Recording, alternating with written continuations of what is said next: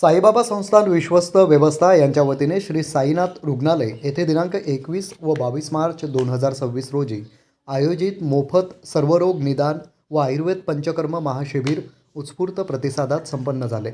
मुख्य कार्यकारी अधिकारी गोरक्ष गाडीलकर, भारतीय प्रशासन सेवा यांच्या अध्यक्षतेखाली झालेल्या या शिबिरात एकूण 848 रुग्णांची तपासणी करून मोफत औषधांचे वाटप करण्यात आले। तसेच 362 पंचकर्म व इतर उपचार प्रक्रिया पार पडल्या। या शिबिराच्या यशस्वी आयोजनासाठी वैद्यकीय संचालक lieutenant colonel doctor Shailesh Oak, सेवानिवृत्त, doctor Pritam Vadgave, doctor Maithili Pitambare, doctor Ramdas Awhad व डॉक्टर संदीप शेळके यांनी विशेष परिश्रम घेतले।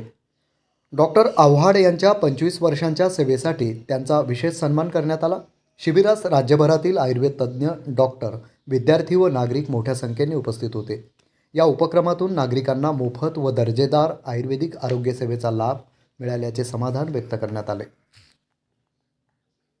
सच्चिदानंद सद्गुरु साईनाथ महाराज की जय।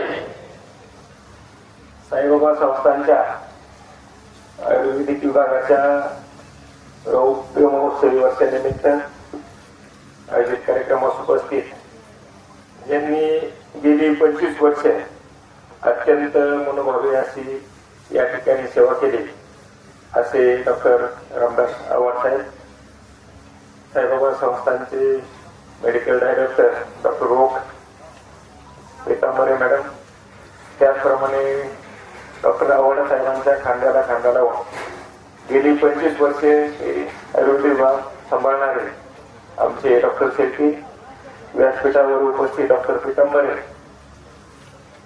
डॉक्टर साहेबांच्या सोबत आलेली त्यांचे सर्व डॉक्टर्सच्या शिबिरासाठी उपस्थित असलेले सर्व डॉक्टर साहेबांचे सर्व विद्यार्थी आणि या शिबिरासाठी उपस्थित असलेले सर्व पेशंट, मी साईबाबा संस्थांच्या वतीने आपल्या सर्वांचं या ठिकाणी मनपूर्वक स्वागत करतो।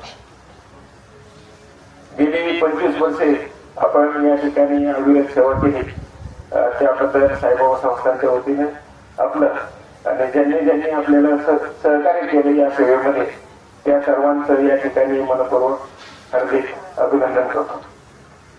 25 ते 30 पेशंट पासून सुरू झालेला आपला प्रवास जो आहे 300 पेशंट पर्यंत, म्हणजे गुरुवारी 300 पेशंट पर्यंत आपले रुग्ण असतात आणि इतर दिवशी सुद्धा जे आहे ते 40-50 रुग्ण जे आहे ते नियमितपणे असतात। म्हणजे आतापर्यंत जे आहे ते लाखो रुग्णांनी जे आहे ते आयुर्वेदिक विभागातील डिपार्टमेंटचा जो आहे तो लाभ घेतलेला आहे आणि आपली ट्रीटमेंट पूर्ण केलेली आहे।